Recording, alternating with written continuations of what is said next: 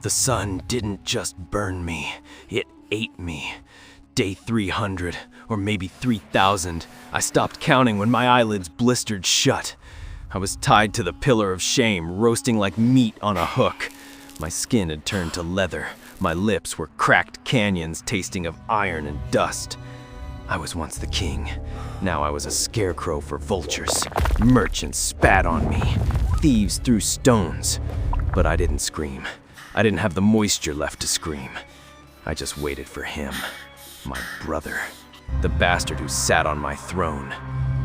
He arrived at noon, smelling of lavender and fresh wine, a cruel contrast to my stench of rotting sweat.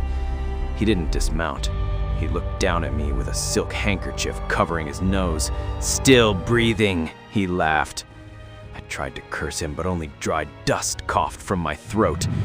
He leaned closer, his eyes gleaming with a malice that felt colder than the desert night. He knows what we did. You cannot trust him. We have to leave tonight, or we are finished. I almost forgot, he whispered. Sihara sends her love. My heart slammed against my ribs. Sihara, my daughter. I thought she was dead. She pours my wine now, he said softly. She scrubs my floors. And when she cries for her father, I tell her he is nothing but a dried husk in the sand. That broke me. Pain didn't break me. Humiliation didn't break me. But the image of my little girl serving that monster, it shattered my soul. He rode away laughing. I looked at the sky. No gods answered. So I looked down. Take it, I screamed, at the earth. Take my soul. Give me the power to kill him, and I am yours. The wind died. The sand shifted, not with wind, but with purpose.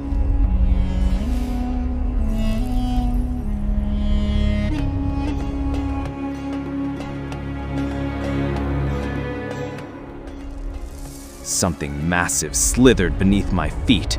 A shadow rose from the dunes. Black scales, ancient eyes. A woman from the waist up, a nightmare from the waist down. The Lamia. She didn't ask, she struck. Her fangs sank into my ankle. Liquid fire shot through my veins. You called? She hissed. The venom didn't kill me. It woke me up. It felt like molten lead pouring into my bloodstream, burning away the weakness, burning away the mercy. 3 minutes, she whispered, her voice sliding into my ear like silk over gravel. Awaken, my love. Let the venom make you whole. That is how long you have before your heart explodes, unless you belong to me. I looked at her. Her eyes were vertical slits of neon yellow. Her claws were resting on my chest, ready to rip it open. You will not win. Not while I still breathe. Can you kill him? I rasped. Can you save her? She smiled. Why do you tremble, little king? Take my strength. Revealing rows of needle teeth. I can give you an army that does not bleed. I can turn your skin to stone. But the price isn't your soul, fallen king. She leaned in, her forked tongue tasting the air. The price is your humanity. You will never be warm again. You will never feel soft touch again. You will be a monster of war forever. My vision blurred. The poison was reaching my heart.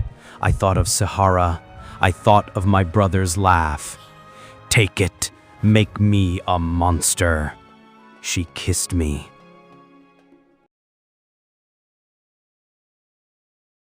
It wasn't a kiss of love.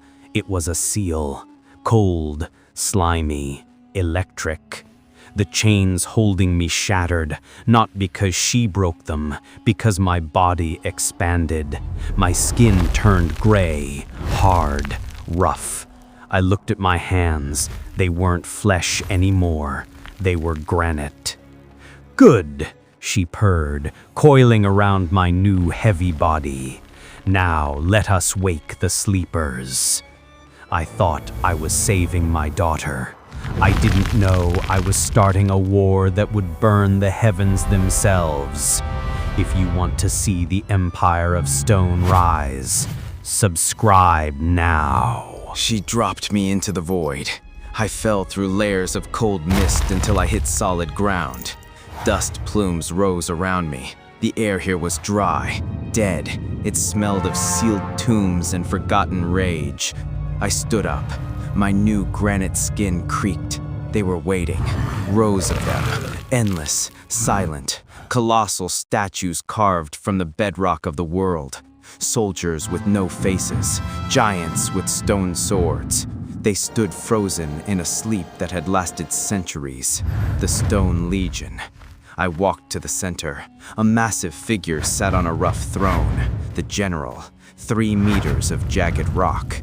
His empty eye sockets stared at nothing. The queen's voice echoed in my skull. Heed the silence of the general. Your strength lies not in stone, but in me. Give them your hate, or they will crush you. I didn't hesitate. I placed my hand on the general's chest. The stone felt like ice. I closed my eyes.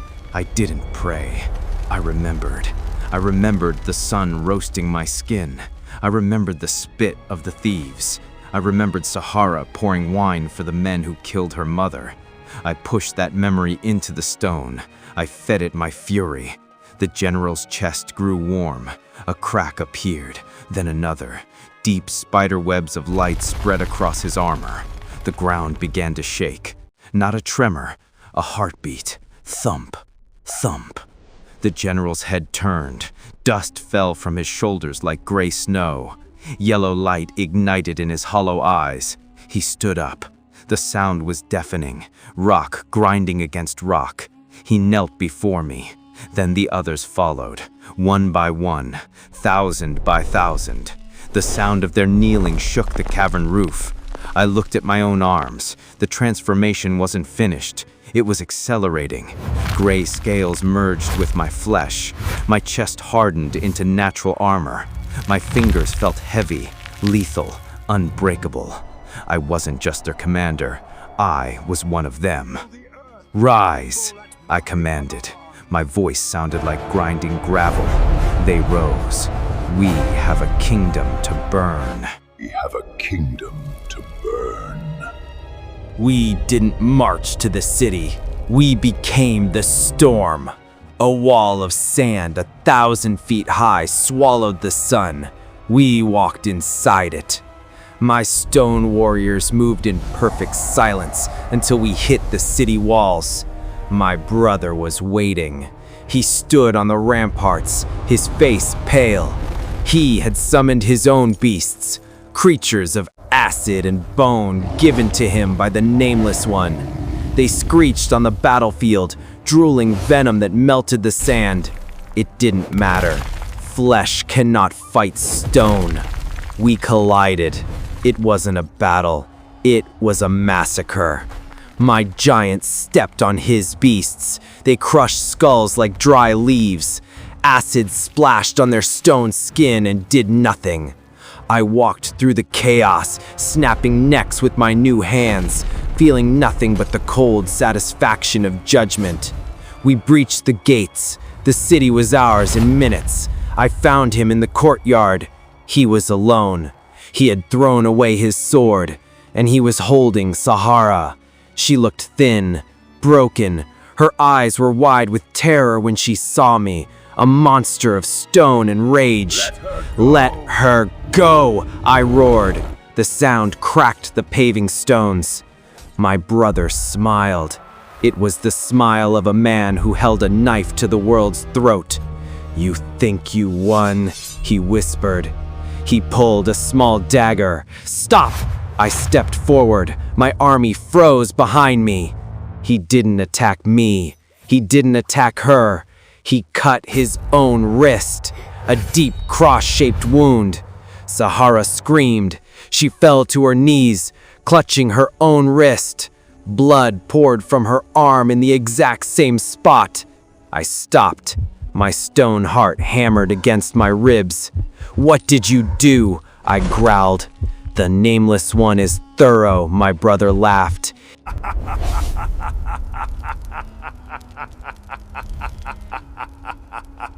He stitched our lives together. If I bleed, she bleeds. If I rot in a cell, she withers. If you kill me, you kill her. He walked toward me, untouchable. "Make way, brother." I stood there, the most powerful being on earth, the commander of the Stone Legion, and I was helpless. If I crushed him, I crushed my daughter. "Move your monsters," he ordered, "or I cut my throat right now."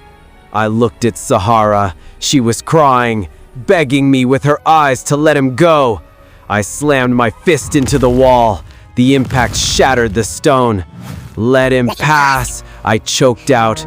My army parted. I watched him drag her away. I watched him walk through the ranks of my killers, protected by my own blood. He disappeared into the desert storm, taking the only thing I had left. The gate closed. I was left alone in a conquered city, a king with no heir, a monster with no purpose.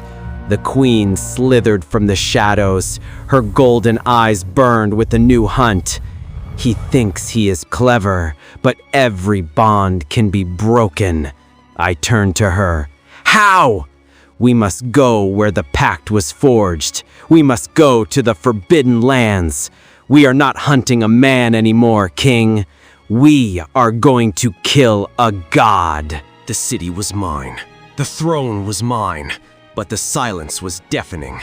I sat on the steps of the palace. My granite hands stained with the dust of the Brotherhood outplayed me. He didn't defeat my army. He defeated my heart. The stone general knelt before me, waiting for orders. His yellow eyes pulsed with a question I couldn't answer. What now? The queen slithered up the stairs. Her obsidian scales scraped against the marble. She didn't look at the empty throne. She looked to the north, toward the jagged peaks of the Forbidden Lands. A place where the sun never touched the ground.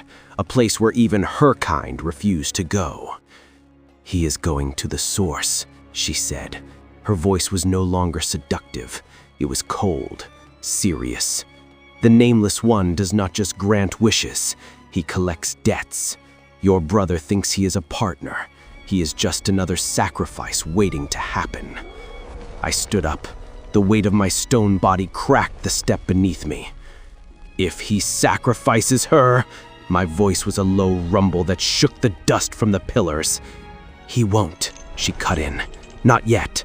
He needs her pain to feed the bond. But that gives us time." "Time for what?" I asked. "To march an army into a land of shadows? To fight a god who eats light?" She turned to me. Her golden eyes narrowed. "Yes." She reached out and touched my chest. Her claw tapped against the stone armor that now encased my soul. "You are not a man anymore, King. You are a construct of hate and earth. The Nameless One feeds on fear, but stone does not feel fear. Stone does not bleed. You are the only thing in creation that can stand before him and not wither." I looked at my hands. I flexed my fingers, feeling the immense crushing power locked inside them. I had sold my humanity to save my daughter. I had become a monster to fight a monster. But if I had to become something worse to save her from a god, then so be it. I turned to my legion, 10,000 stone giants watching me. "We do not stop!" I bellowed. The army roared back, a sound like a mountain collapsing. "We march to the edge of the world! We march into the dark! And we do not come back until the Nameless One is dead!" I looked north. I could almost feel Sahira's terror calling to me across the wastes. "Hold on," I whispered to the wind. "Daddy is coming." The queen coiled beside me, her fangs bared in a vicious smile. You thought this would stop me. I promise you, this is just the beginning of your end. This will be a war the stars will remember, she hissed.